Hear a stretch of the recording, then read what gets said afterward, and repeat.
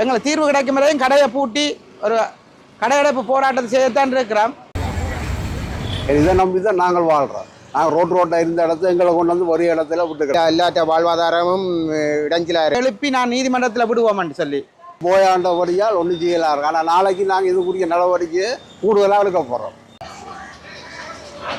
எத்தனையோ சபைகள் இருந்தது, அவர்களுடைய சபைகளில் சீராத்தான் சபை இயங்கினது. நம்பி நாங்கள் வாழ்கிறோம். வானபடியாக கட்டாயம் மாநில சபை இதுக்கு முக்கியமான முடிவு கட்டாயம் எடுக்கணும்.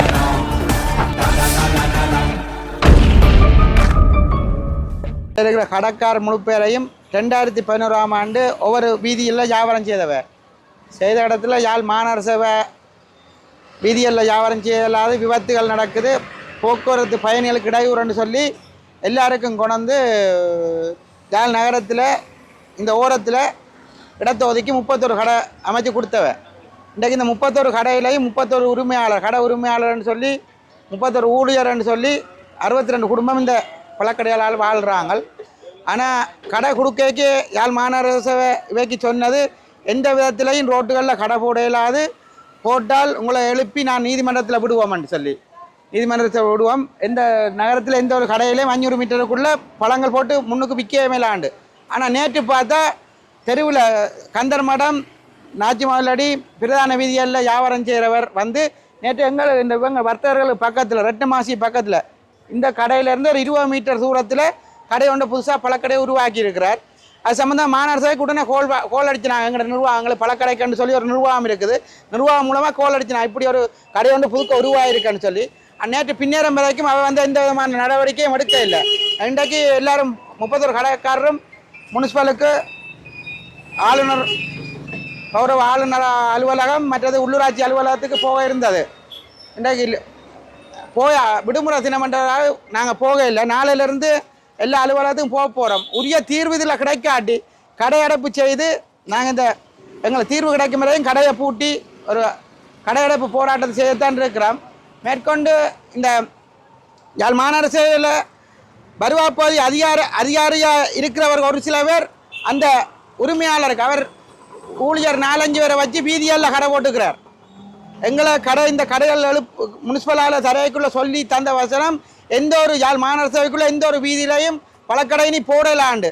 ஆனால் இதுவரைக்கும் 2011 2025 முடிய போகுது. 15-16 வருஷமாக எத்தனையோ சபைகள் இருந்தது, அவர்களுடைய சபைகளில் சீராத்தான் சபை இயங்கினது.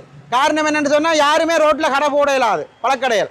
ஆனால் இன்று புதிய சபை ஒன்று உருவாகின வழியா அவை அந்த ஒரு சபையின் ஆட்சியில் இப்போ வந்து புதுக்க கடைகளை போட்டிருக்கணும். ஆனால் அவைக்கு கோல் பண்ணால் கூட இந்த நடவடிக்கையும் எடுக்கிற இல்லை. காரணம் என்னென்னா அந்த வருவா பகுதியில் இருக்கிற ஒரு சிலவர் அந்த உரிமையாளருக்கு துணை போய் கொண்டிருக்கின்றார். அது என்ன விதத்தில் துணை போகிறார் என்று ஒரு விசாரணை ஒன்று செய்தால் அதுக்குரிய தகுந்த பதில் அவர்களுக்கு கிடைக்கும். மேற்கொண்டு இந்த 20 மீட்டரில் திறந்திருக்கிற இந்த புது கடையை உடனடியாக அகற்றி இந்த 31 கடைக்கும் அவர்களுடைய வாழ்வாரத்துக்கு மாநகர சபை உடனடியாக தீர்வை பெற்று தரணும். மாநகர சபை கட்டளை சட்டம் உள்ளூராட்சி நிதிய சட்டத்திலேயே இருக்குது. ஒரு மரக்கறி மார்க்கெட்டு பக்கத்தில் 500 மீட்டருக்கு எந்த ஒரு மரக்கறி கடையும் கொடுக்கலாண்டு. அதே மாதிரி ஒரு இறைச்சி கடைன்னு சொன்னால் 500 மீட்டருக்குள்ளே எந்த ஒரு இறைச்சி கடையும் நடத்த முடியாண்டு சட்டங்கள் இருக்குது. அதே மாதிரி பழக்கடைன்றது இது பழக்கடை தொகுதி. இலங்கையிலே இப்படி ஒரு தொகுதி எந்த இடத்துலையுமே எந்த மாவட்டத்திலையும் இப்படி ஒரு நேரடியாக 31 கடை இருக்கிற தொகுதி இல்லை. யாழ் மாவட்டத்தில் மட்டும் யாழ் மாநகர சபை எல்லைக்குள்ளே இப்படி ஒரு பிரதேசமாக 31 கடை அமைஞ்சிருக்குது. இதில் சீராக யாழ் மாநகர சபை என்ன செய்யணும், இந்த 31 வியாபாரிகளும் ஒருமித்து சங்கம் மூலமாக பல கடிதங்கள் கொடுத்துருக்கிறோம். இந்த வீதி கடைகளை எழுப்பித்தாங்க. ஏனென்றால் வீதி கடைகள் போடுறபடியால் நகரத்தில் வர்ற நுகர்வோர்கள் எல்லாம் வீதியிலே பழங்களை வேண்டிக் கொண்டு செல்வதால் இவர்களுடைய பழங்கள் எல்லாம் பாதிப்படைந்து யாழ் மாநகர சபை குப்பை வண்டில் 4ஆம் ஏற்றி கொண்டிருக்கின்றார்கள் என்று. ஆனால் அந்த சட்டத்தை நடைமுறைப்படுத்த வேண்டிய வருவாப்பதி அதிகாரிகள் அவைகளுக்கு துணை போகினோம். இதை உடனடியாக மாநகர சபை நடவடிக்கைகள் இறங்கி இந்த எங்களோட கடையிலேருந்து 20 மீட்டர் ரெட்னமாவசி பக்கத்தில் புதுக்க ஒரு கடை ஒன்று உருவாகி இருக்குது. அந்த கடையை உடனடியாக அகற்றணும். அதை விடுத்து வீதிகளில் இருக்கிற பழக்கடை முழுக்க அகற்றி இந்த 31 பழக்கடைக்கும் சீரான வழிமுறை செய்யணும். தவறும் பட்சத்தில் இதில் இருக்க 31 கடைக்காரரும் அவர்களுக்கு முன்னாலே ஒவ்வொரு கடைகளை போட்டால் என்ன நடக்கும், வீதி விபத்துகள் ஏற்படும். அந்த நிலைமைக்கு ஆளாக்காமல் உடனடியாக எல்லா கடையும் அகற்றி முக்கியமாக இந்த 20 மீட்டர் எங்களை பழக்கடையிலேருந்து 20 மீட்டரில் இருக்கிற இந்த கடை ரெட்னமாசி பக்கத்தில் இருக்கிற திறந்திருக்க கடையை உடனடியாக அகற்றி உதவி செய்யணும் என்ற பழக்கடை சார்பாக பழக்கடை சங்கங்கள் சார்பாக நான் கேட்டு நிற்கின்றோம். மேற்கொண்டு அந்த கடைகளை அகற்றாமல் விடுவார்கள் என்றால் ஒரு கடைக்கு 8,000 ரூபா வருமானம் கட்டுறோம். 8,000 ரூபா ஒரு கடைக்கு வாடகை மாநகர சபை கட்டுறோம்.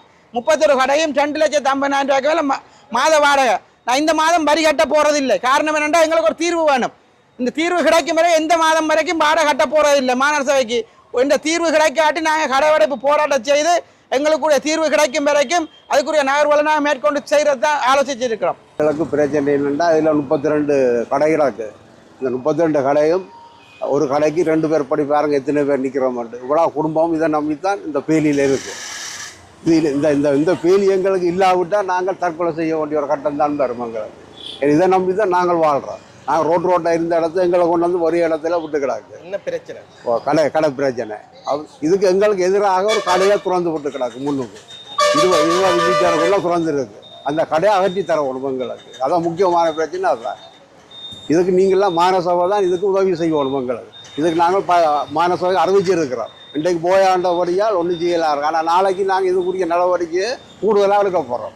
இதுக்கு மாநசபை முன்னின்று இதுக்கு கட்டாயமாக இந்த கடையை ஒதுக்கி எங்களுக்கு தரப்போம்.